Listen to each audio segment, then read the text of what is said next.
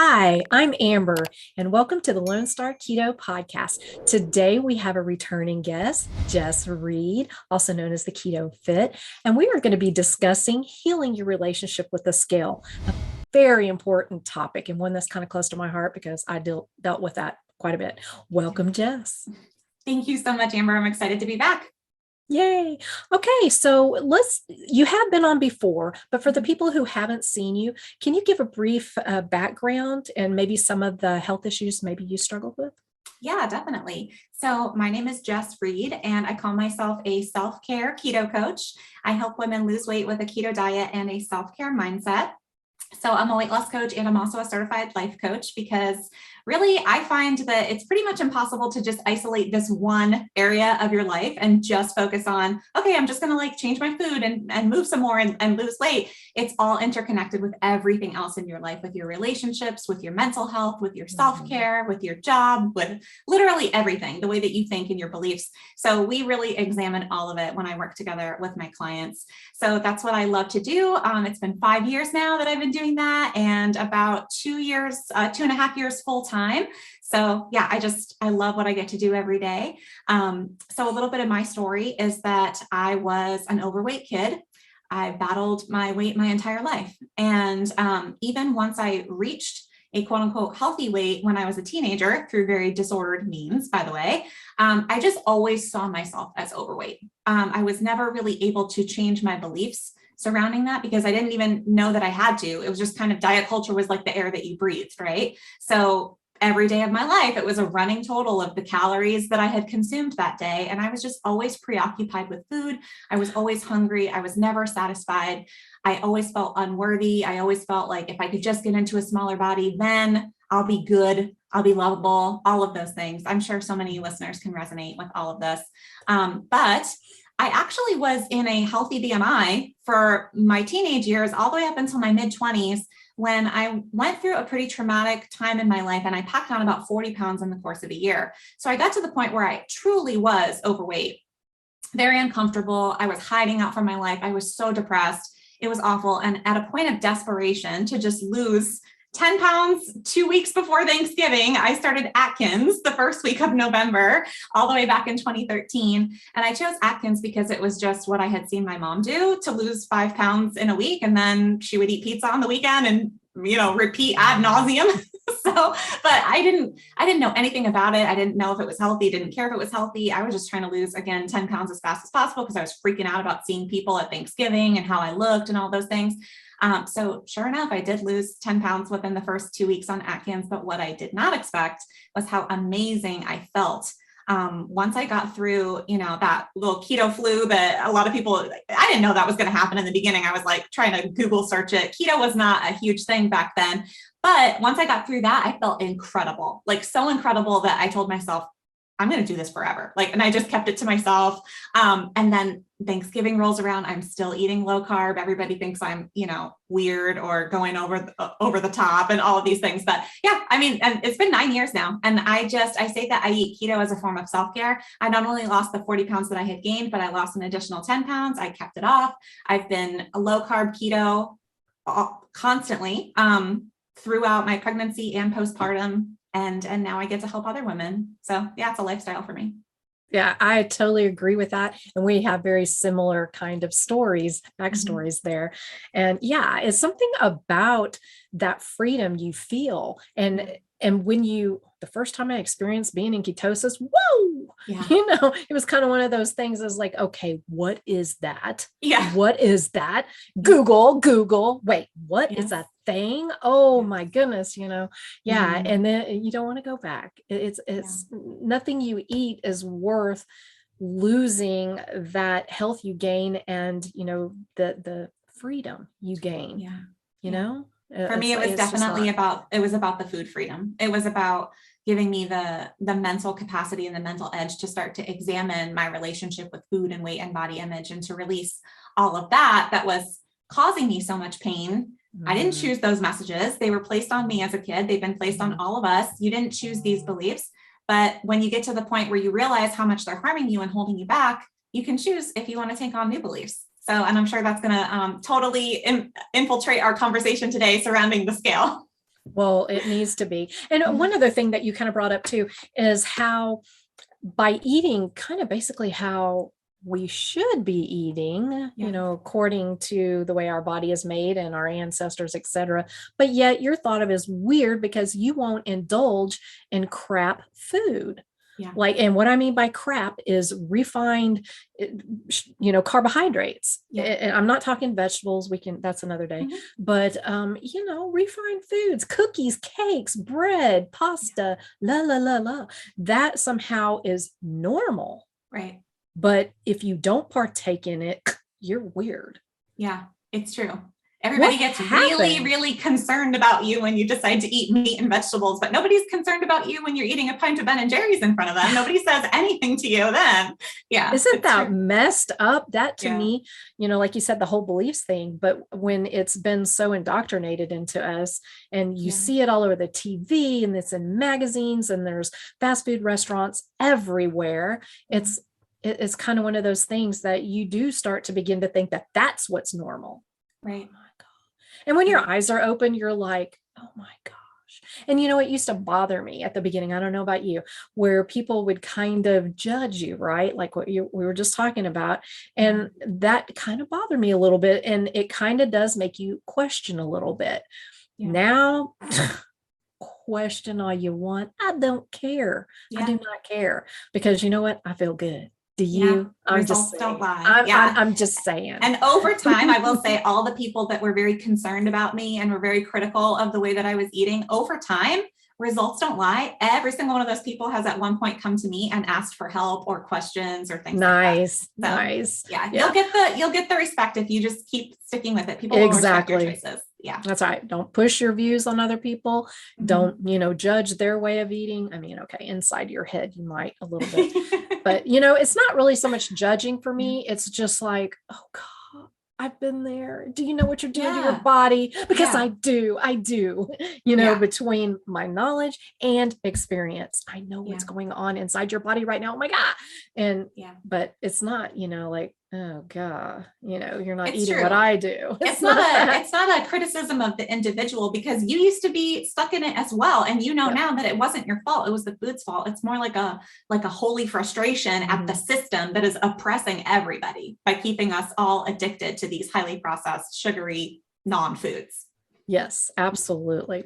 Okay. So let's get to talking about healing your relationship with the scale. First of all, why do you think that there is so much emphasis put on the stupid little machine, if you want to call it that, a tool? And I will say, just coming from my background, that scale determined my mood. Yeah. And I got to the part where I was in, one of my many times of losing weight or whatever. And I knew that the scale bothered me too much. I couldn't weigh every day. So I weighed once a week. But I'm going to tell you what, if it didn't go down on that once a week, it was ugly. It was ugly. And it ruined my whole entire day. Yeah. Why? Why is that a thing? Yeah.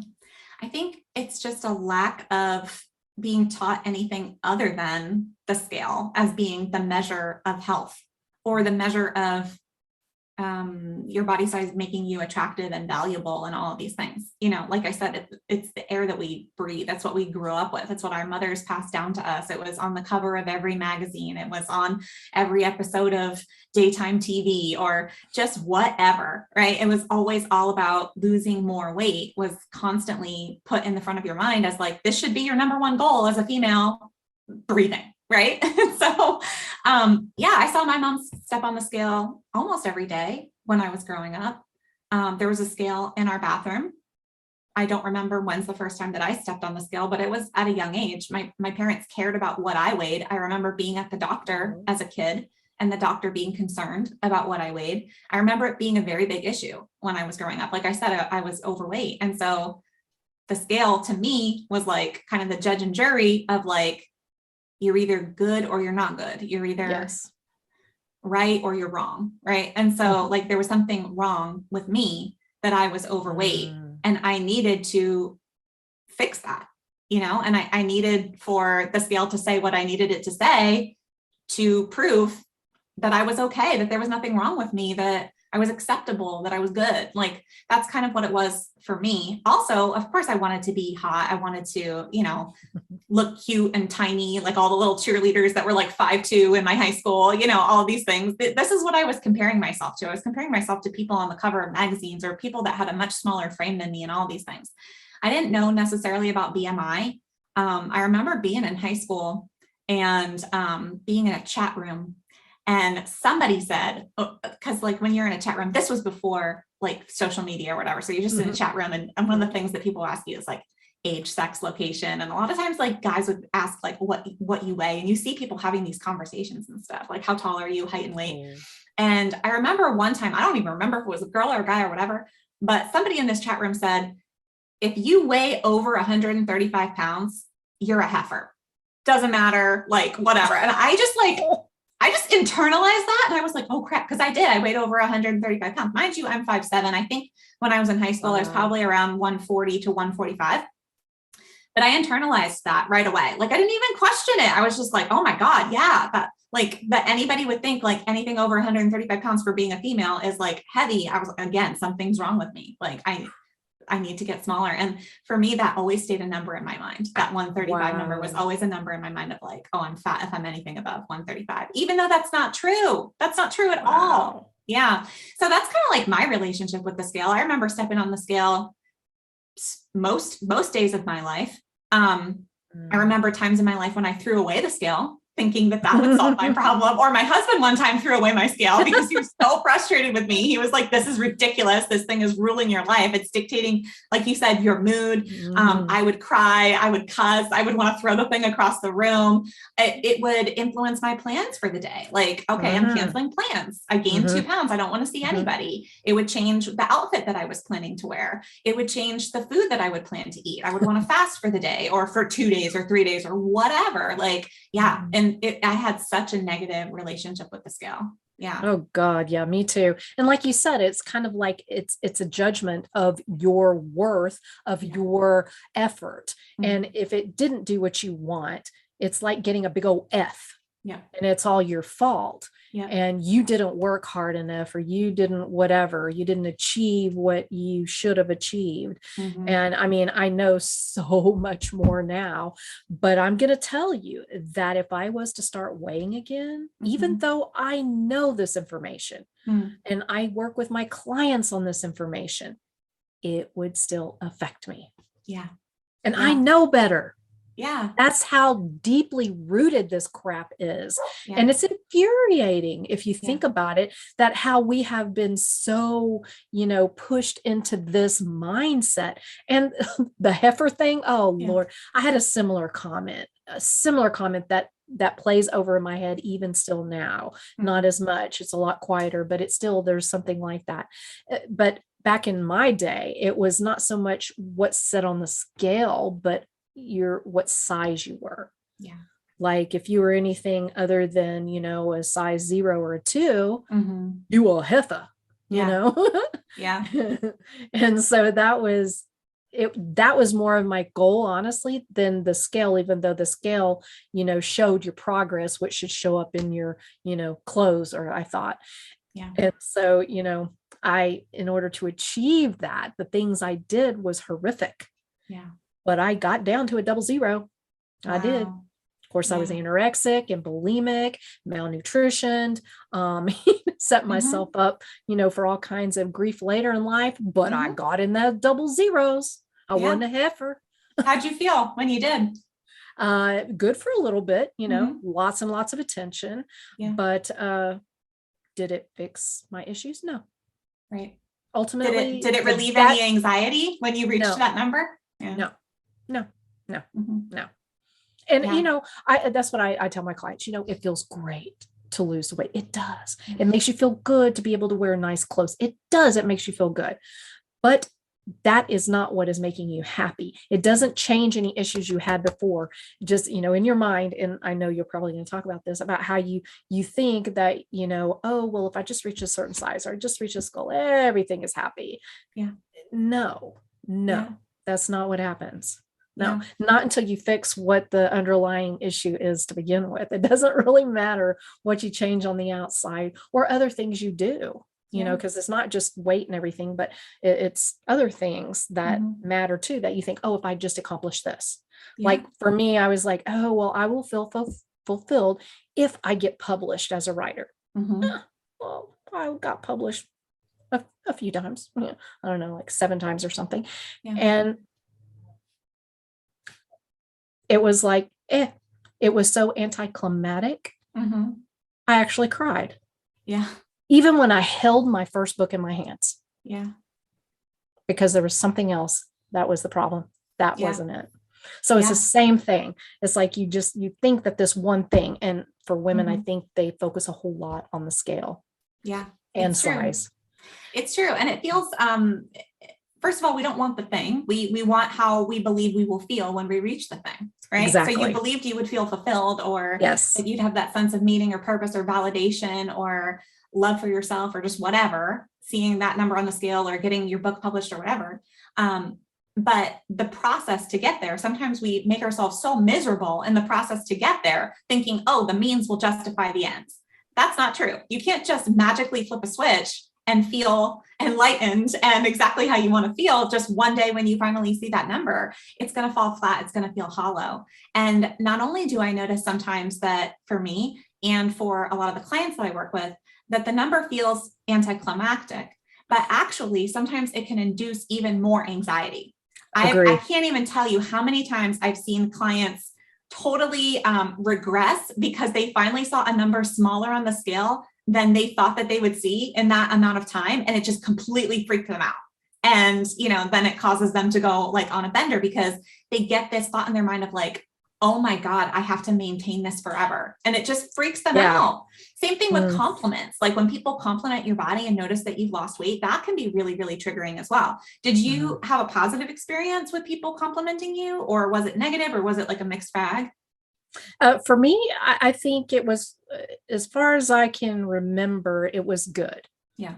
It was a good thing because I think I had such a negative self-image that I was getting the validation, or at least for a while, I don't know. I think it wasn't negative for me, but I do see that it's negative for a lot of people. Yeah. I don't really know why it wasn't for me necessarily, or maybe I didn't perceive it that way. Maybe it was, and I just didn't really, hone in on that. I don't know. Yeah. Yeah.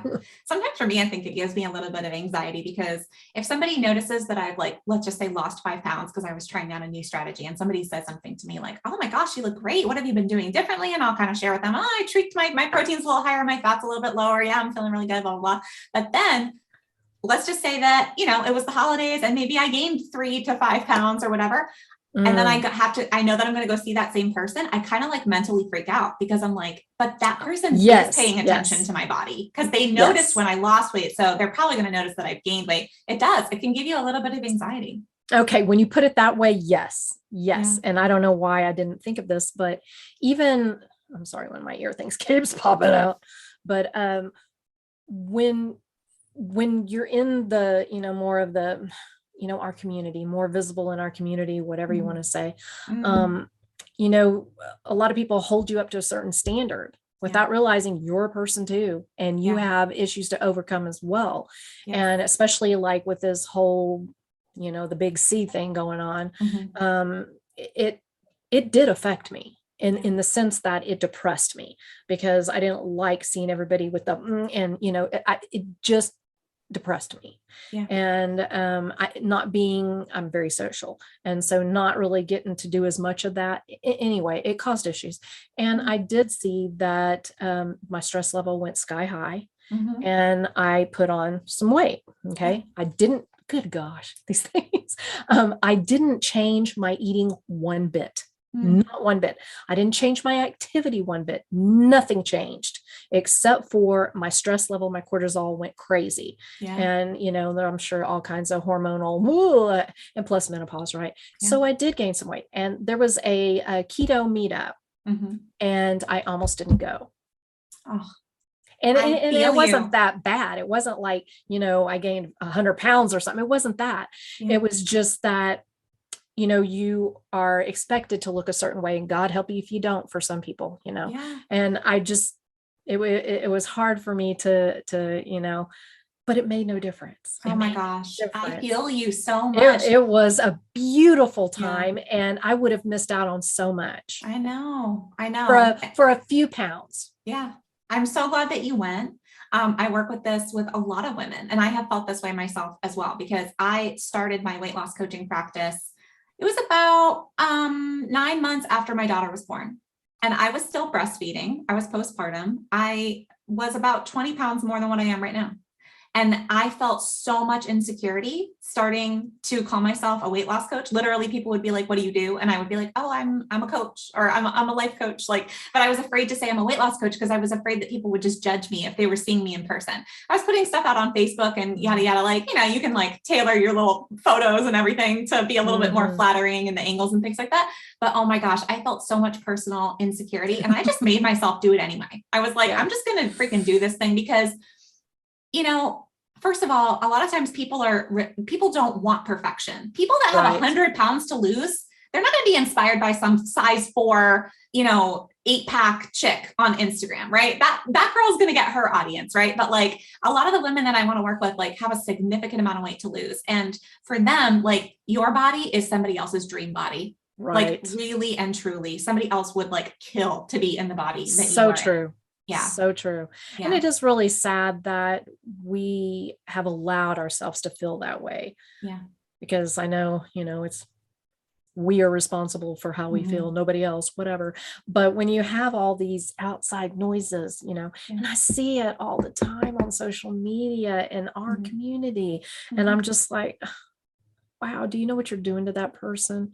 And they're trying to bring you information. Stuff happens. Hormones happen. And like I said, for me, I didn't change a dang thing. And, it's like one of those things, I can only control so much, and so having to try to figure out, but that's the thing of it. I think people don't understand. It's just because you think you have something figured out, it can change on a dime. Situational, you could come up with some kind of illness that had nothing to do with your health or lifestyle. It could be something just that happened. You could get hit by a car and then be laid up, and then it's just anything can happen.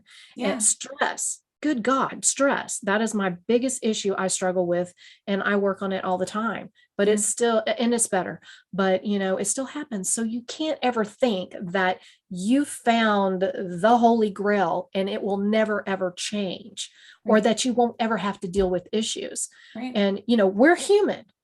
Things happen to us too. Yeah, we have the information, we have certain skills or whatever, but we still have stuff happen. And you're not crazy, you're not alone. And first of all, it's not even just me and you being in the keto space. All women that I work with in some way, shape, or form feel that their value and their credibility is tied up in what they weigh. Yeah, absolutely. So I've worked with women who, just maybe they're public speakers. They have to get up on stage sometimes, even just women who work in a normal office and have to show up to a meeting, and they don't want to speak up because they're afraid that people perceive them as lazy, undisciplined, unintelligent, whatever, because of their weight, because of their body size. Yeah. And so in so many ways we're hiding, or we're holding ourselves back. I'm glad that you kept the plans. I try to encourage everybody, especially like after a holiday weekend or a spring break or whatever, you shared that post of mine, basically like, resist the urge to compensate, resist the urge to hide out today. Like, people love you, just show up. I'm so glad that you showed up, because you could have missed out on something so great for something so silly. It was beautiful. And nobody, I mean, like I said, it wasn't like it was a big thing. It was just in my head, perceived. And the people were so, it was a beautiful time. And I really, truly would have missed out on it. So Jess is right, y'all. Do your thing. Who cares? And you know what? And if somebody does judge you, you don't need them in your life anyway. And why should their opinion matter? In the realm of thing, who cares? Do they have any impact on your life, really? Are they paying your bills? Are they giving you what you need? I mean, it's like, why do we give so much power to people to make us feel that way? I think it is what we worry that other people feel, but it's actually what we think about it. That's the problem, right? Yeah. Like it's that we're agreeing with that. Right. That's the problem. It's not that other people think it. It's that you also secretly agree that that's true. And you haven't actually processed fully through that. Like when I gain a couple of pounds, one of the first things that I try to do with myself is remind myself of the day when I was on the downward trend and saw that number and how excited I was to see that number. Isn't that crazy? Yeah. That once that number that you hate today, you actually were so excited to see that number on the scale. That just goes to show you that it's not the number that's hurting you. It's the story that you're telling yourself about it. And that has so much to do with healing your relationship with the scale. So I would love to talk a little bit about like frequency of weighing yourself, because you mentioned before that you basically the way that you handle the scale is like very rarely getting on it. Yeah. Mm-hmm. Mm-hmm. And is that because you're afraid of this, like not being able to change the story that you tell yourself when you step on it? I just know how it makes me feel. I know the control I allow it to have over me. Yeah. And and it's never going to be good enough. You know, yeah. The number is never going to be satisfying to me. Yeah. I know that. I mean, it's better now. Mm-hmm. It is. And I don't really even think about it anymore. But if I started doing that again, mm-hmm.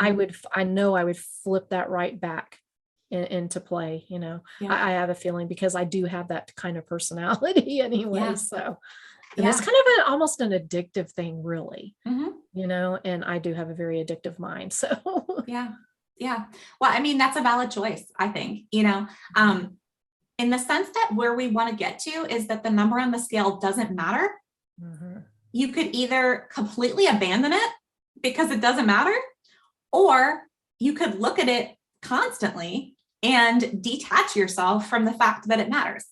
Like, so for me personally, when I gave up the scale, like I threw it in the trash. I think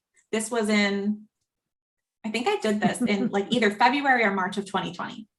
And I was like, I'm so over this with the scale. I'm so over it affecting how I feel every day. I was irritated, especially because here I am already a weight loss coach and I'm still personally struggling with this crap. I'm like, it doesn't matter. You know, you're in a healthy weight range. Just stop obsessing what this number looks like every single day. And I threw my scale in the trash.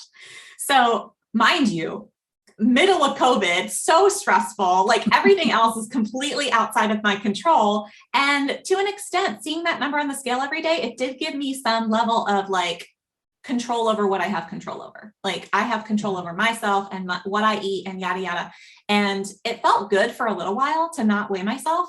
But I'm pretty sure it was maybe like 3-4 weeks before I started like freaking out, like completely freaking out, Amber, like trying to connive ways that I could step on somebody else's scale just so that I could figure out what I weighed. Like it was starting to become an obsession. It increased my anxiety all the more. Wow. Literally, Amber, I am not proud of this moment. I was like in Target, like buying other things, but I'm like, I'm just going to go walk down the scale aisle and hope that one of these things has a battery in it and put it on the ground and step on it. Like I couldn't figure out how to get the box untaped without, you know, whatever, or like pulling up a little thing from the battery thing. But like my mind was going there. It was, dark. It was dark.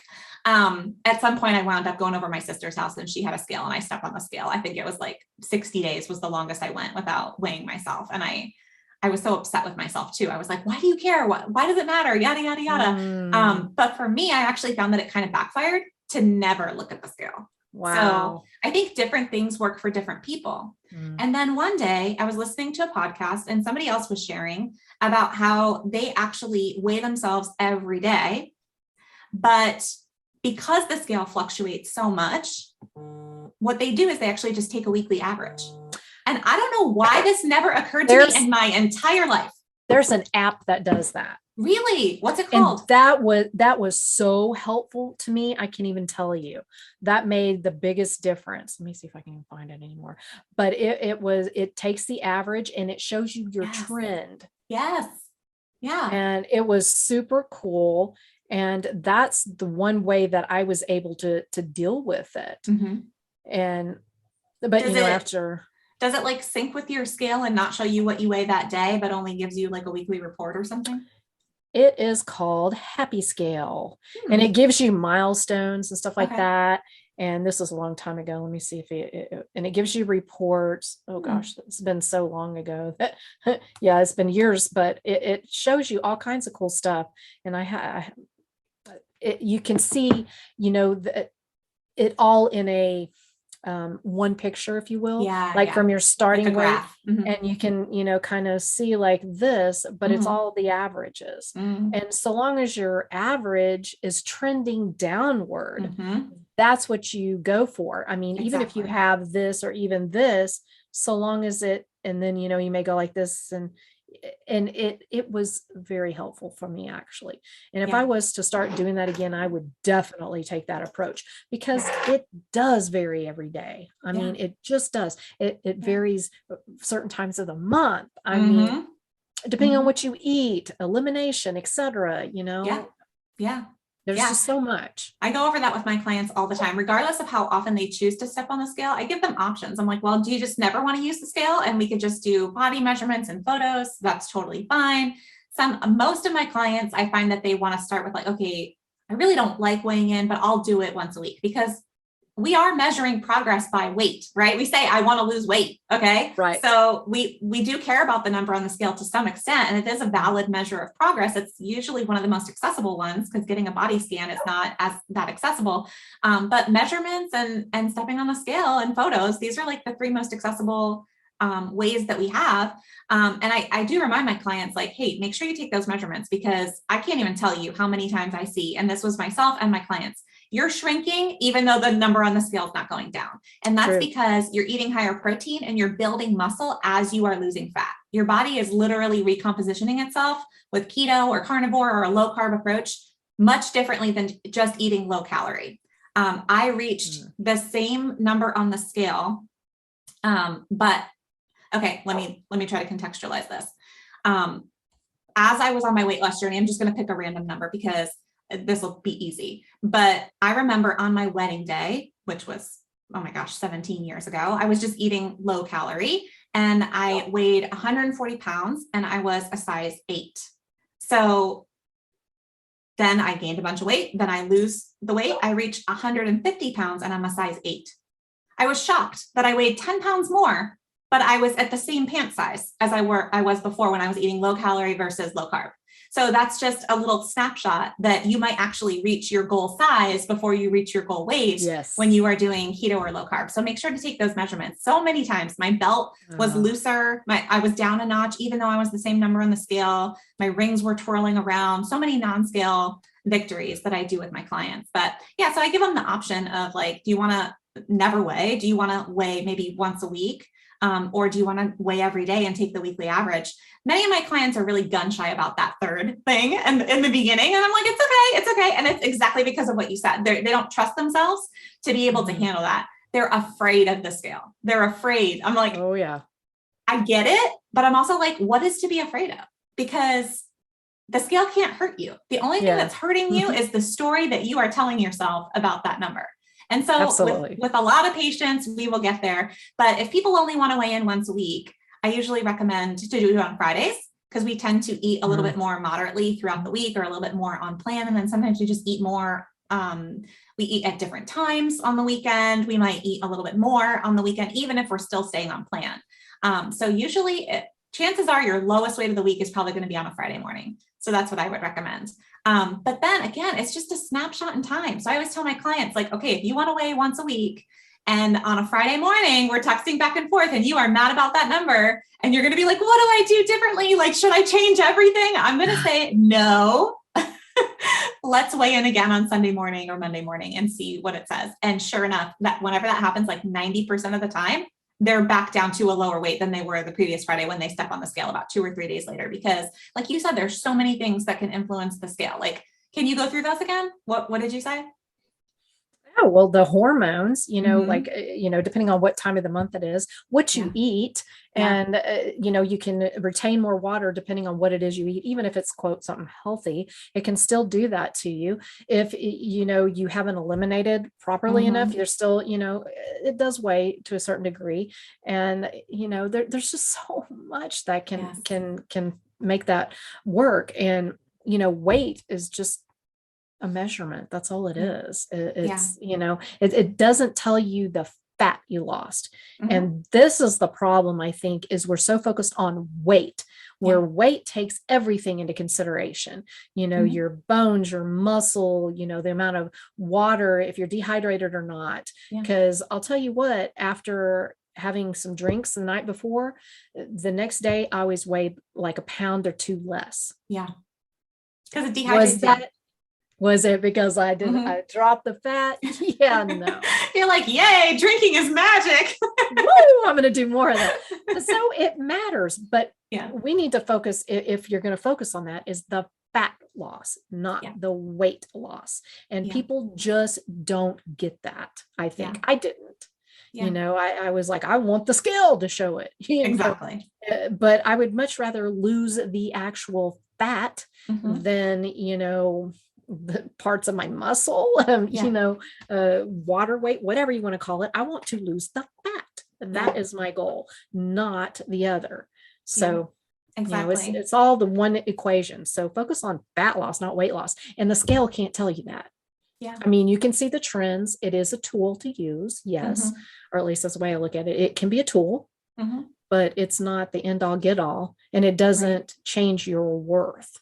I think that is pretty much what you're trying to get at, Yeah. is that the number on the scale doesn't decide whether or not you're a success, or if you're a good person, or Yeah. if you're valuable.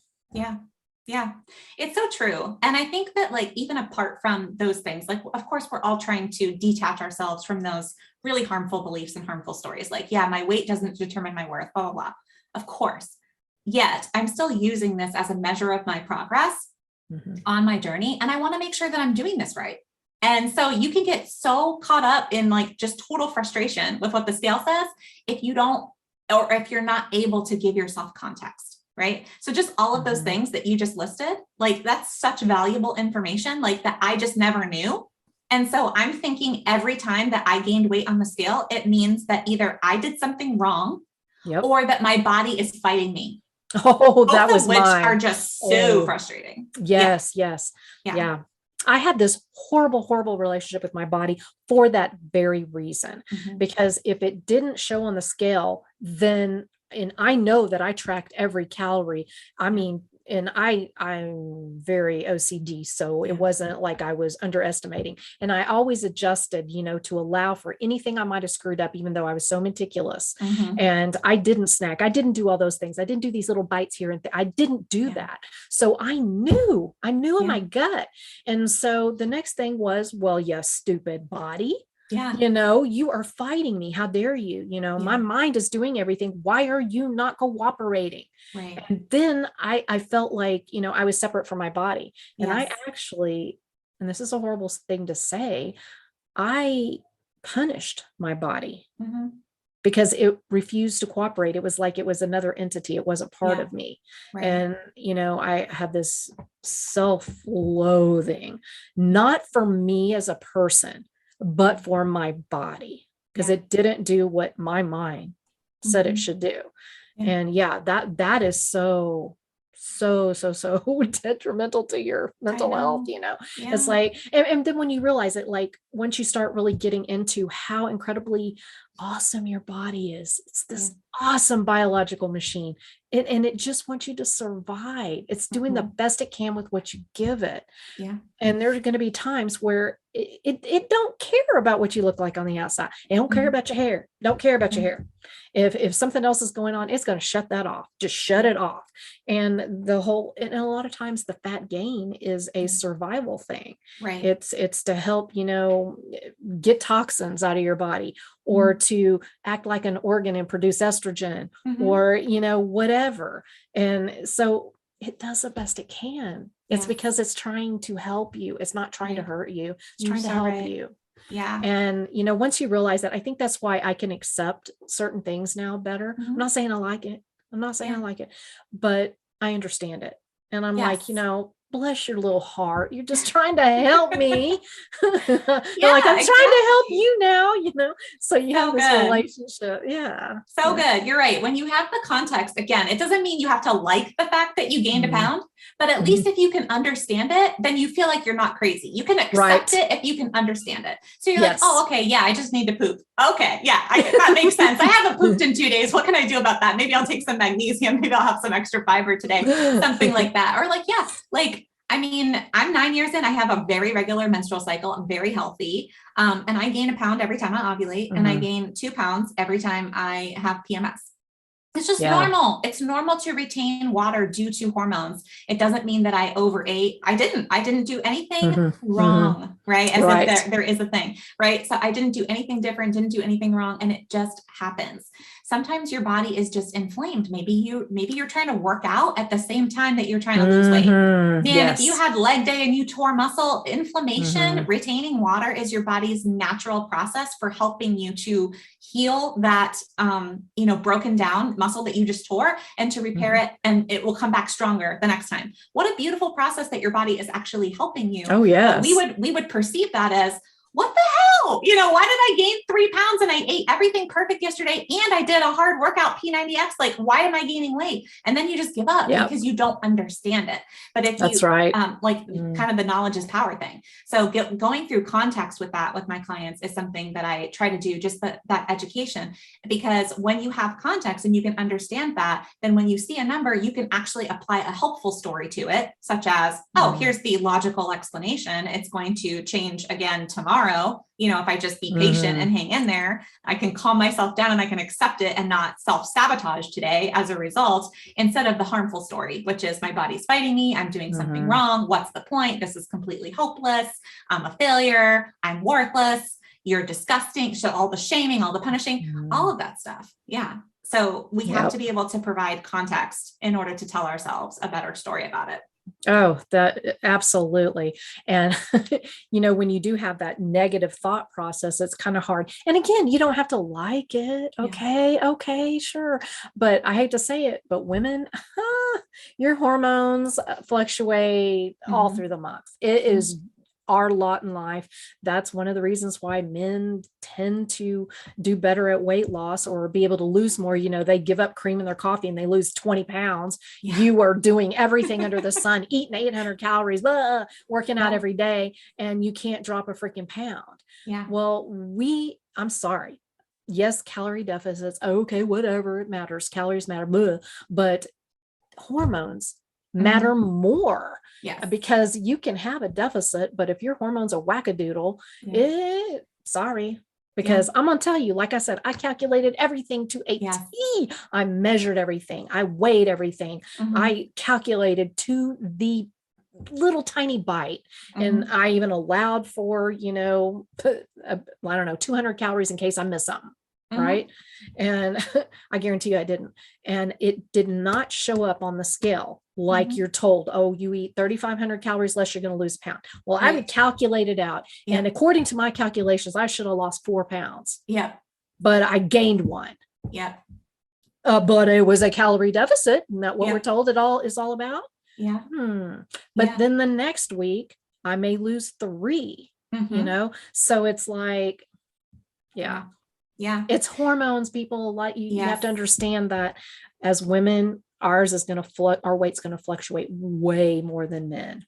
It's true. And even theirs fluctuate, but ours way more. You just cannot put 100% faith into the scale. Look at the trend.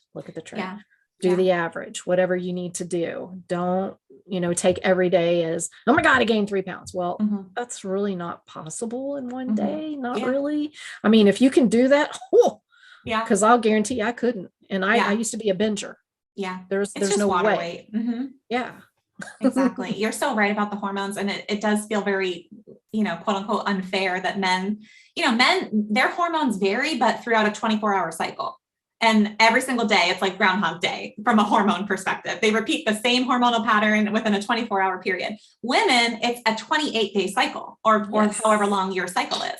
And so we have a different hormonal cocktail literally every day of the month, and it varies. And at certain times of the month, our bodies are retaining water. At certain times of the month, our bodies are more sensitive to carbohydrates or more resistant to fasting. There's like so many different things to take into consideration.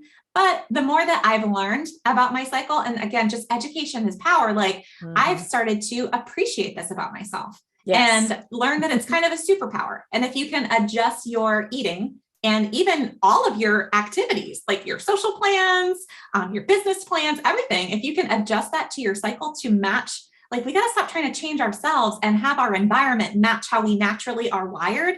And that's like from personality, biology, everything. If we can do that, oh man, we're going to feel so much more at peace because we're not the problem. The environment is the problem. And that's just so true across the board. Yes. Yeah. I agree with that 100%. Yes. Yeah. Yes. And I still got to go back to the part about where your body is this amazing thing. And just like anything you alter in your body is like, oh, whoa, wait a minute here. So it needs to borrow from somewhere else to kind of help compensate for whatever you're losing. And then that is lacking. So then somewhere else. So your body is trying to do all this stuff. So that's why I think it's so important for me to spread this knowledge like you, so you can give your body to your best ability what it needs to function. And if you can avoid surgeries, if you can avoid medications that mess with your body, everything you do to your body messes with it. And I've even found out, and I didn't understand this, but speaking of your cycle and such, in my I don't know, early 40s, I was profusely bleeding. Like I was losing tons of blood, lots and lots of, I was very anemic. They almost had to put me in the hospital, for transfusions, et cetera, whatever. So they decided to do that procedure called NovaSure, where they basically burn your uterus out. Yeah. I now know that causes issues as well, because you messed with something that was important. That's part of your body. Even gallbladders, appendix, anything that you mess with like that, it affects your body. Even though, oh, we don't really use that anymore. Oh, this will compensate for it. Yeah, you're right. You'll live all that kind of stuff, but it still affects your body. Yeah. And so you got to take all that into consideration, even when stepping on the freaking scale. Yeah. What's going, like you said, you mentioned the over exercising or, working out really hard and your body's, your muscles are torn down. And so you have the inflammation. That is your body's beautiful way of healing. It inflames and then it anti-inflames. That's the way your body's supposed to work. And when you're in the inflammation stage, which is perfectly normal, and you're going to probably see a upward swing in your weight, but then just let the inflammation goes down and then it'll go back down again on its own. And that's just the way it works. Yeah. And you mentioned too, like at the beginning of COVID, like you didn't change anything about the way that you ate. It was just stress. And so that's a hormonal thing, because your stress hormone cortisol is interlinked with insulin, which is your hormone that helps to process, your blood sugar and store excess blood sugar as fat. So basically, when you have high stress, high cortisol, and this can come from stress, it can come from sleep deprivation, which I know that was a lot of, not just for me, like the postpartum hormones of breastfeeding, but also the sleep deprivation was insane at that time. That was increasing my insulin, sensitivity, or basically making me more resistant to processing the normal load of carbohydrates that I hadn't changed anything. I was eating low carb, I was eating keto, but my body was processing it differently because my insulin was high, because my cortisol was high. Right. Yes. And so that can be so infuriating too, when I'm working with clients who are like doing everything right, eating perfect keto, but sleeping 4 hours a night.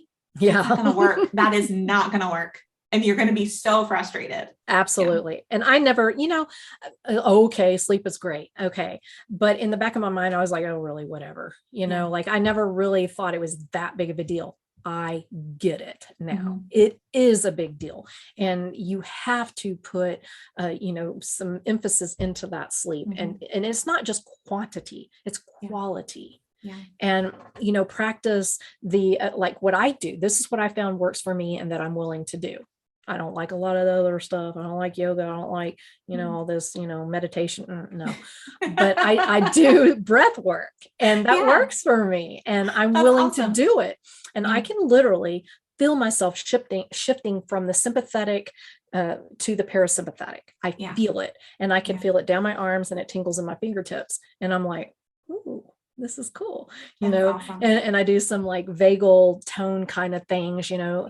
and I'm gonna tell you what, I sleep like a baby, and I That's wear an awesome. Aura ring, and so I kind of like, keep a check on it because as you know, I'm in a very stressful situation right now Yeah. and dealing with my mom.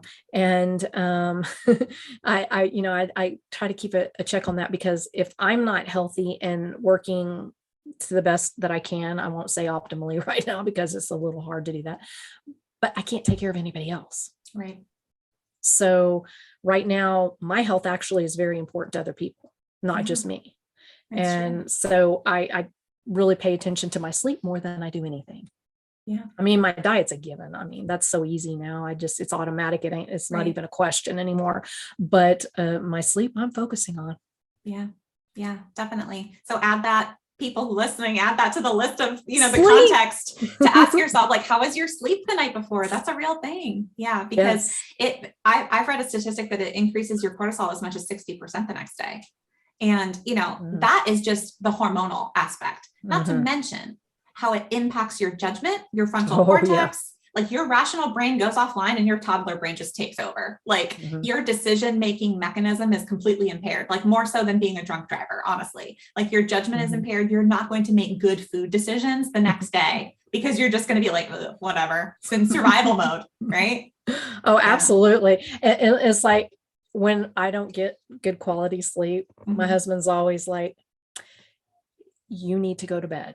Yeah. And I'm like, why? And he goes, because you aren't making any sense at all. It's like you're talking dyslexic. It's like I can't even get out words and I reverse words. It's the craziest thing. And it's like I hear myself say it and it's like, wait, that's not what my mind said. I don't know why it came out like that. And it's bad. And it's like, yeah, I got to go to bed. That's it. I'm done. Done. And so I now know that. And you have your own warning signs, even though you think, oh, well, I go to bed at this time. But if you are a mouth breather, if you have stress going on, if you're in a hot room, there's so many factors that can affect your sleep, even though you were in bed for say 9 hours and you're pretty sure you slept 8 of them because you last time you saw was this and then you woke up, doesn't mean it was quality.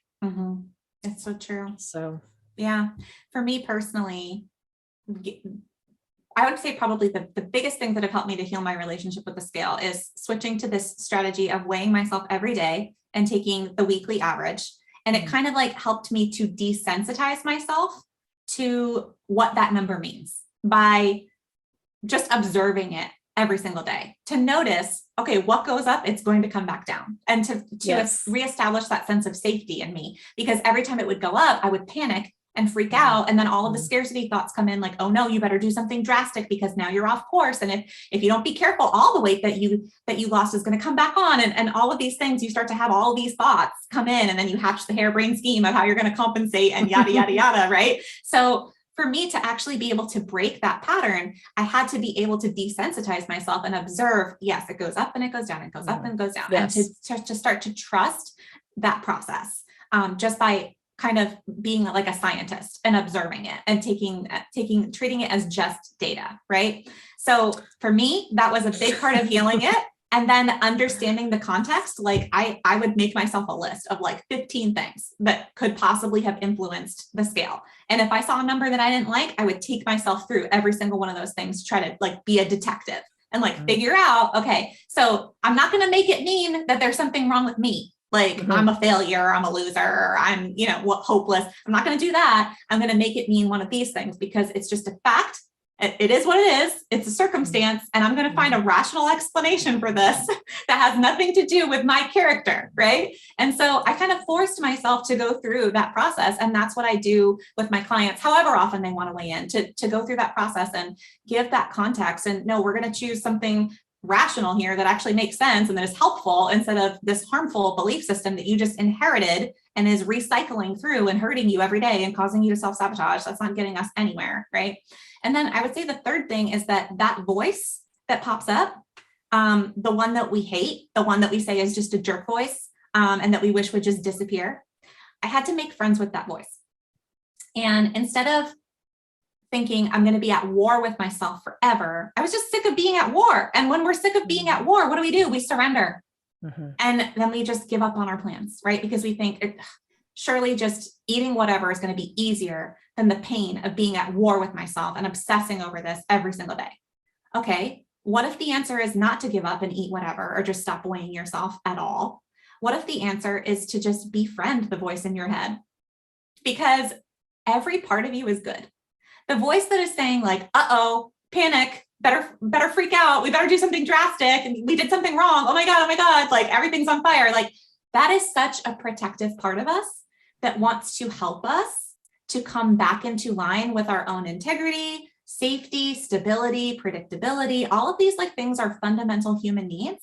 And so in the past, before I was ever eating keto or low carb, like eating real foods, every time I gained weight, it was because I ate Taco Bell or because I binged and ate an entire cheesecake or whatever. So of course, my brain would naturally think that after, at that point in my life, almost 30 years of that kind of behavior, of course, it's going to think that that was the reason. But now you can be like, okay, thank you, brain. Like I see that you're just trying to protect me. Thank you. This voice that is trying to like use guilt or fear or whatever to try to like bring me back into line of like a place of safety and control.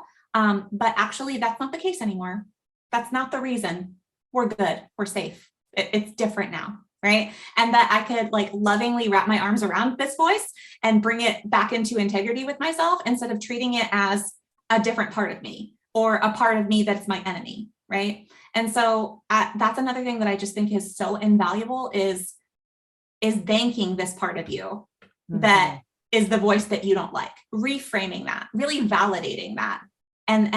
And that has been so healing for me. And I love helping my clients to do the same thing as well. It's like every time I suggest this and we do this in a coaching session, it's like I can just feel their body just relax. Like, oh my God, really? Like that's an option? I didn't know that was an option.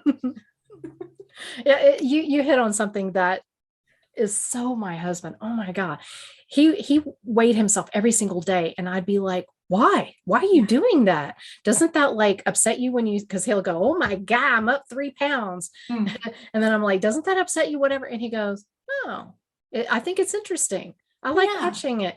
I just use it as, not even a tool, but he just thinks it's so interesting how your weight fluctuates. And I'm like, you are one sick person.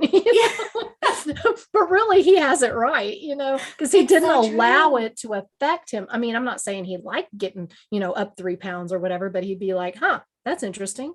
Yes, but honestly, also Amber, he wasn't programmed with the bullshit that you were programmed with. Very true. So when you haven't reached that level, you're like, what's that like? That must be nice. You an alien? Like, I don't understand. I literally do not understand how you could not be upset, but we're not born that way. That was programmed into you through some bullshit narrative that you didn't choose and is only hurting you.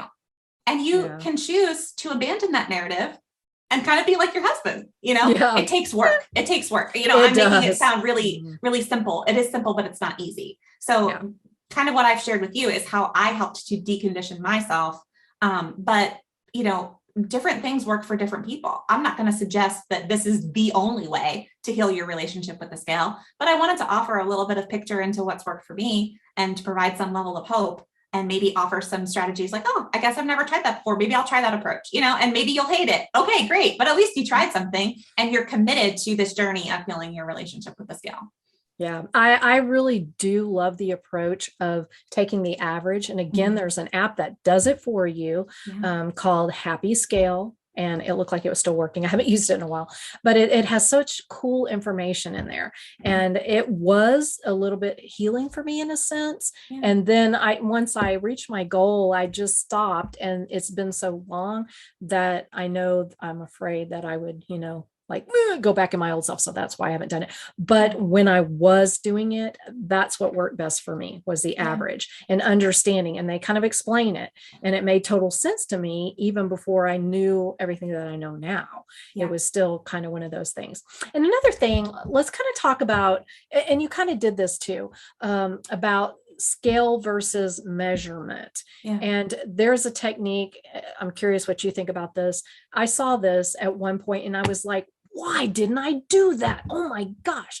Because numbers, the actual number, because even if you measure versus the scale, there's still a number. Mhm. And you know, you know when it's a good number or not, right? Yeah. And so it's in your head. And if you don't lose a certain amount, there's an issue. Well, I saw this was years ago, where you take a piece of yarn, has no numbers on it. You wrap it around your middle where your belly button goes, and you cut it where, it meets. Then the next, like say in a month, usually you need a month to really be able to tell size difference, And so you, again, you measure, use another piece of string or yarn, whatever, you measure it again. And then you take your strings and you line them up at the top, and then you see if there's a downward trend, or actually an upward trend. Yeah. And that way you don't have to see your number, because sometimes that's very triggering for people. Very, very, very triggering. Even initially, like if you do that initial measurement, I remember, when I would go to the gym and I'd work with a trainer, that's the first thing they did. And that was freaking humiliating.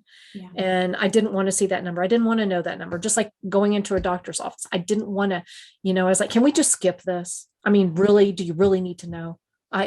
Really? And I would have to close my eyes. And then I told him, don't tell me, because that would just ruin my month, not just a day, a month.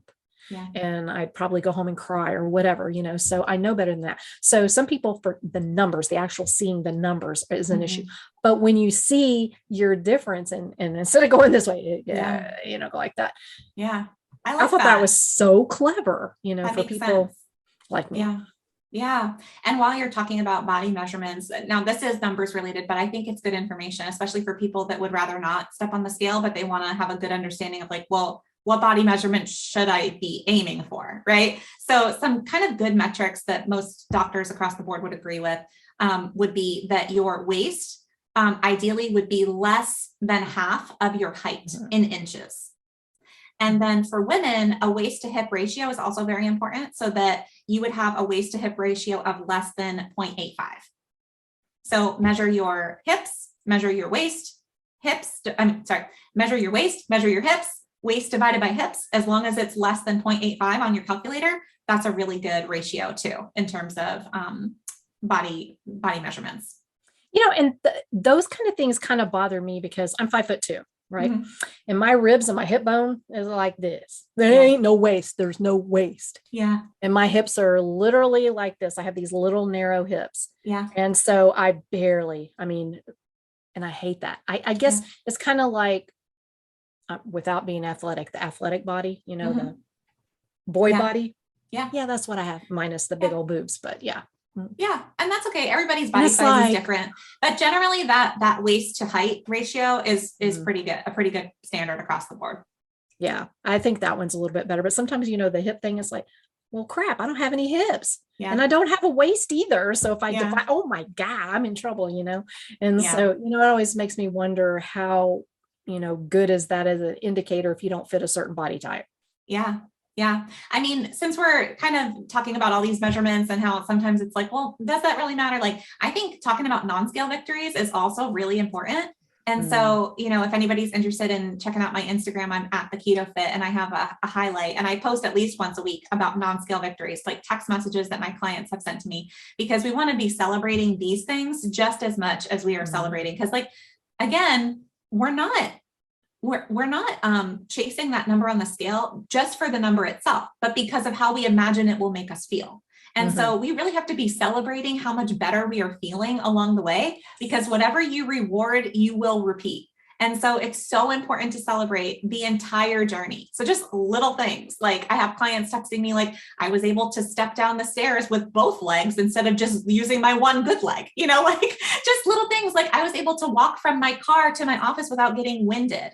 I was able to pick up my baby or get down on the floor and play with her. My rings are loose. My skin is clearing up. So crossing legs. I hear that a lot. Crossing your legs. Yes. I had a client text me a photo of her legs crossed, and she's like, literally, I cannot remember the last time I did this.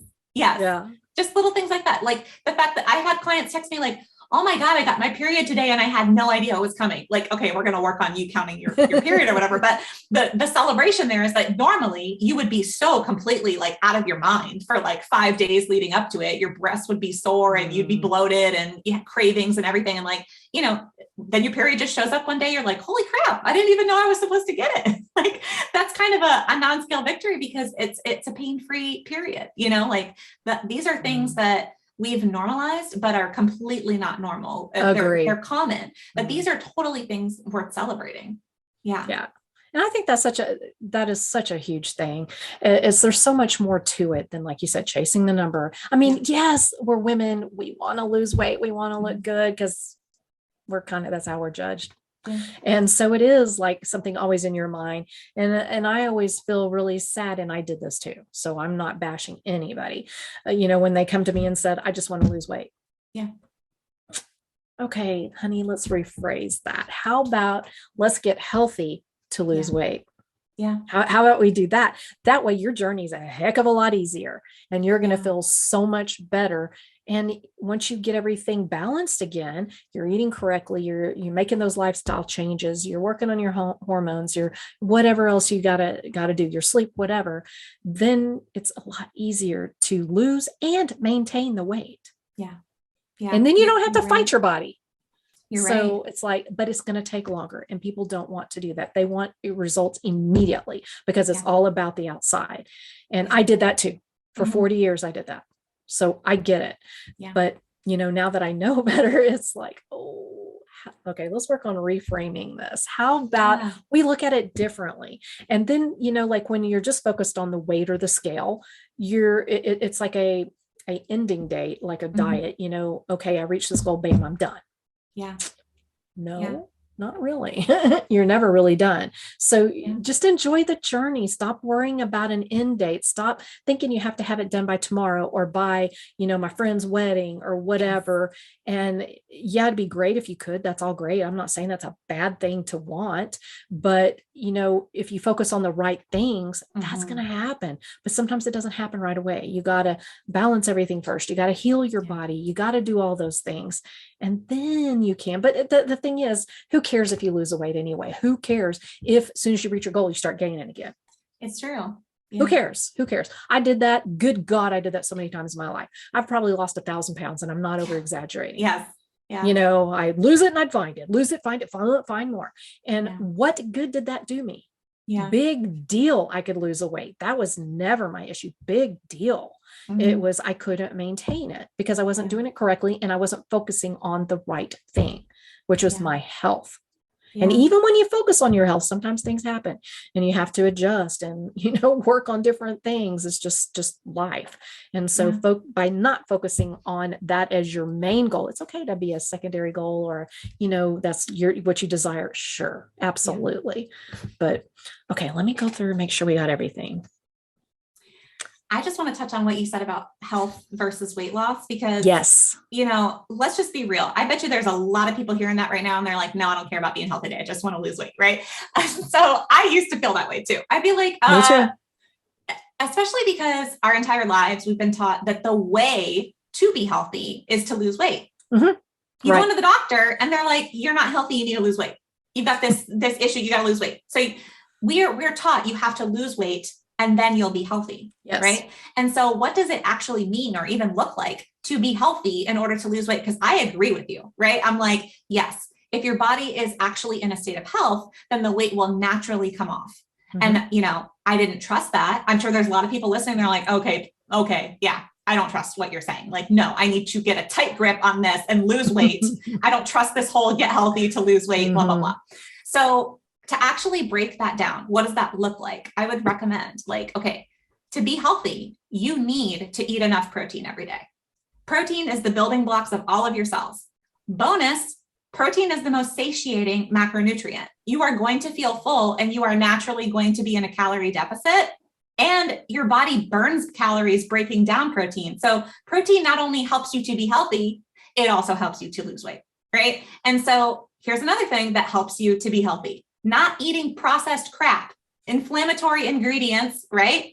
But here's another thing. It's going to help you to lose weight, not only because you're going to lose the water weight from all of the inflammation, but also it's going to free your brain from the addiction of being totally hijacked on these foods. Like your brain is truly addicted to these things and it's compelling you, eat more, eat more, eat more. And so it's going to be so much easier for you to not eat off plan or not eat foods that, are going to cause you to gain weight. When you actually detach yourself from that addiction, you're going to eat less naturally. You're going to be in a calorie deficit and you are going to lose weight. These are healthy things. Eating protein, stop eating processed foods. That's going to bring you to a place of health. It is also going to cause you to lose weight, right? So the strategies that help you to be healthy are the strategies that cause you to lose weight. But it's a different focus. It's not asking, when I eat this food, is this food going to make me gain weight or is this food going to make me lose weight? It's saying, is this food going to bless my body or is this food going to make me feel like crap? Not even necessarily physically like crap, but I feel like crap when my brain is lit on fire and I want to eat more of that food and I think I can't.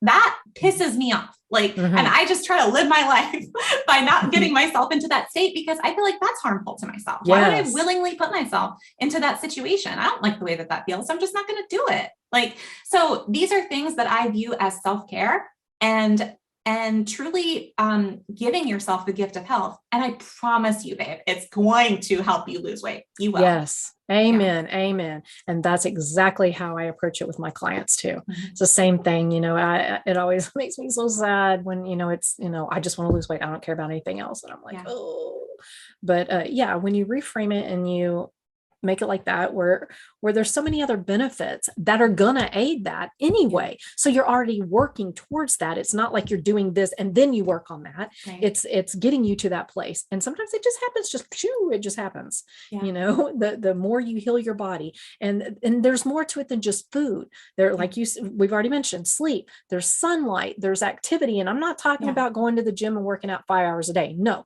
something as simple as getting up after eating and walking for 15 minutes. That's it. That's all you really need. Do a little bit of weight bearing exercise. And that's really all you need. I'm not saying it's not good to do a little more, whatever, but honestly, to keep yourself healthy and, if you have other goals, that's great. But then there's, stress management, huge one. And that's so much of what I'm having to do with my own self. So there's this whole, thing that you have to do. It's not just one thing. And it plays into everything. Because if all of those are not aligned, the weight loss is going to be very hard. Yeah, you can force it. I did every time, but it's miserable and it comes right back. So what was the point? It's true. Because I've lost weight a million times and didn't have my health. And you did too. Just through calorie counting, restriction, punishment, whatever. Like you can lose weight and not have your health. And I didn't have my mental health either. And that to me, that's more important than anything. Oh, gosh, so you're right that if we prioritize our health, we will lose weight as a natural byproduct, but your health is actually so much more important than the weight loss. I wouldn't trade it for the world to be skinny, but to feel the way that I used to feel every day. I wouldn't trade it for the world at this point. And I know that that's so hard for people to, they're like, oh yeah, that's because you have the privilege of being in the body size that you want to be in right now. Like you can have it all. I promise you, it's not that complicated. It really is so simple. Eat protein, eat real food. Don't eat processed crap. And it will take care of itself. It's your body wants to heal itself. We're just removing the obstructions. We're removing the obstructions to your body healing itself. It's not magic. Like it is kind of miraculous. It's amazing. Your body is designed to do this. We've just gotten in our own way and it's just getting out of our own way. It's not you. It's the system. True. It's the environment. Yeah. It is so true. And speaking, I forgot this whole thing, environmental toxins. If you think that doesn't play a big part, it will definitely, add to your little stress bucket and cause all kinds of issues. So, that's something to consider too. And yes, that can keep you from losing weight too. Yes, absolutely can. So you think all these little things like, oh, sunlight, always have to, but it does. It does. So does sleep. So does stress management. It all matters. And so it's an equation, you got to kind of have everything in balance for it to work properly. But once you do, and I'm still working on it too. I got some stuff. It's a journey. It's a journey, but for me, it all started with food, right? Oh, absolutely. That is the physiological necessity. You're like the number one, basic of your life is what you eat is going to determine how you feel. Blood sugar 101. It is like, A plus B equals C. It's going to determine how you feel, and it's going to determine whether you lose weight or whether you gain weight. So yeah, start with food.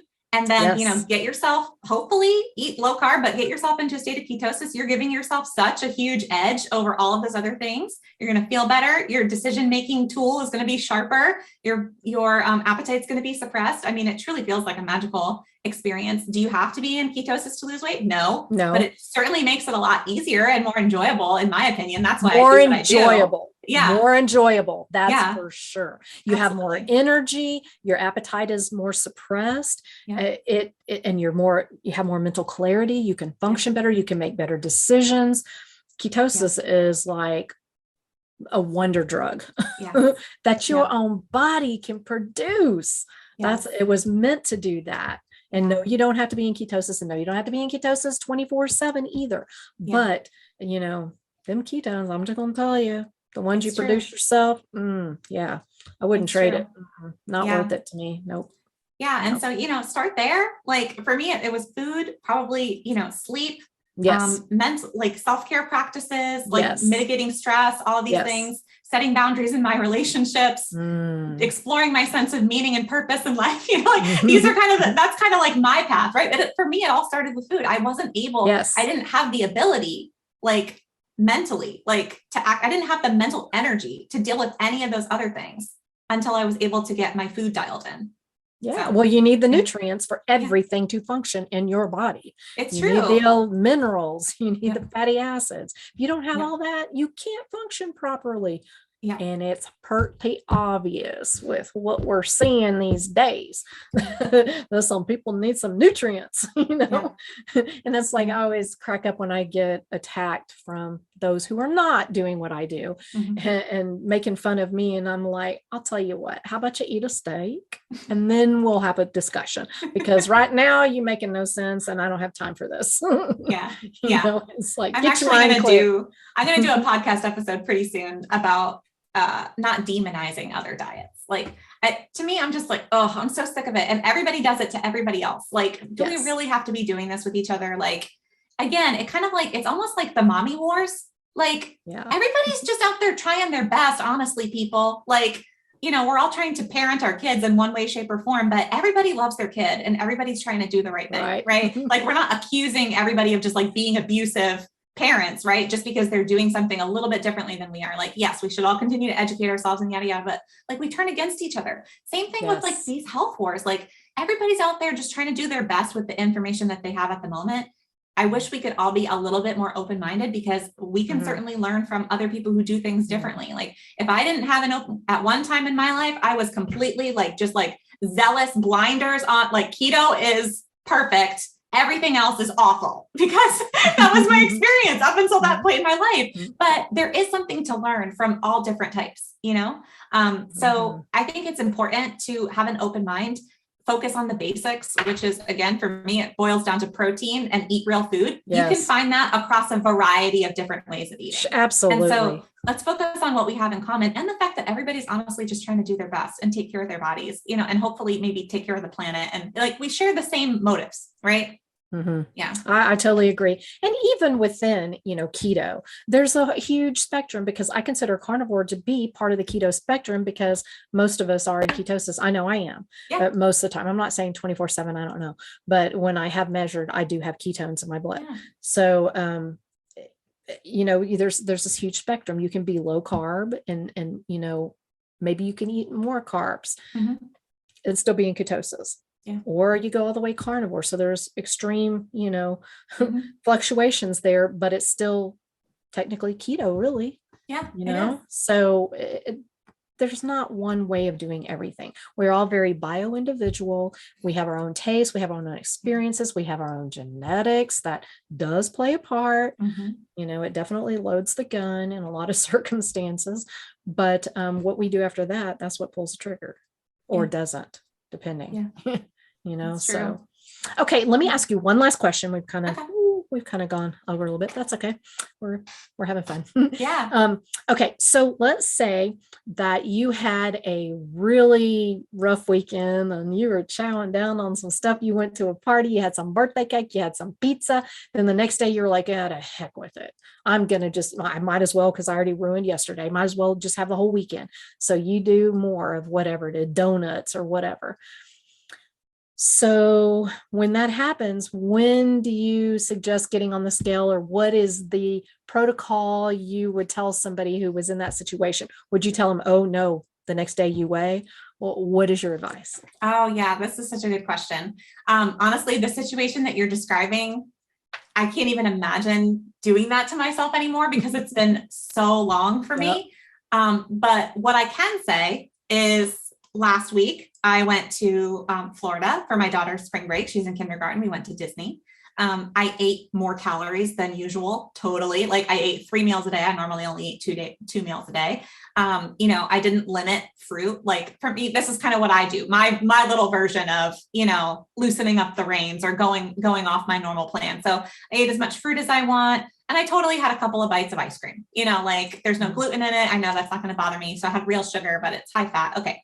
So yeah, I stepped on the scale the very next day. And I encourage my clients to do the same thing. And I noticed that this happens, right? So what happens is we're afraid to step on the scale because we're so afraid that the number is going to discourage us so much that we're going to just stay off the rails, right? But again, it's not the number. It's the meaning that you're assigning to it.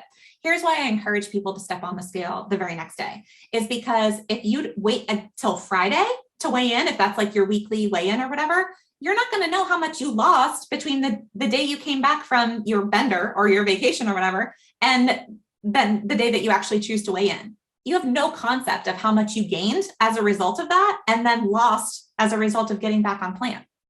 So it's not an accurate measure because you're going to feel like, oh, but I worked so hard all week to try to like make up for, going off the rails over the weekend, but it's not working. So I might as well give up. Like, no, you have no idea what worked and what didn't work because you didn't know how much weight you gained and then how much weight you lost as soon as you got back on plan. So from a data perspective, I'm like, you need that data in order to make good decisions going forward and to actually have the facts and have the reality. So for me, it's encouraging. Like I was up 2 pounds after my vacation and then 1 more pound after Easter. And so I was up 3 pounds. And was I happy about that? No, but I understood the context of it and now it's already gone. And what day is it? Today's Thursday, right? This was from Monday. So it's already gone. Right. So it could be frustrating because let's just say that I didn't know how much I gained. And then I weigh in again on my regular day and I'm like, oh, I was great all week. And I didn't lose anything. Yes, you did. You lost 4 pounds, or 3 pounds or whatever, like you did. So that's why I recommend actually just for the sake of having accurate information and not trying to make decisions or talk to yourself in some kind of way with like not having all the facts. That's my personal point of view. But I know some people, to them, there's like a lot of people are like, no, seriously, I need to not step on the scale. Like it's not going to do me any favors. What do you think?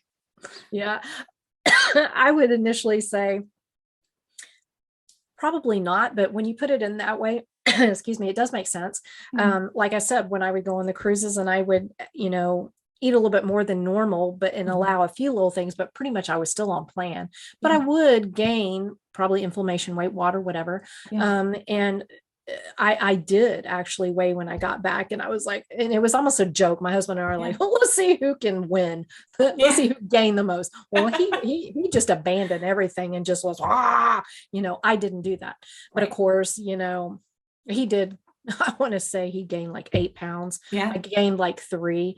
And when I weighed my normal time on Fridays, because that's when I always weighed, it was all gone. Plus, I think a pound or something.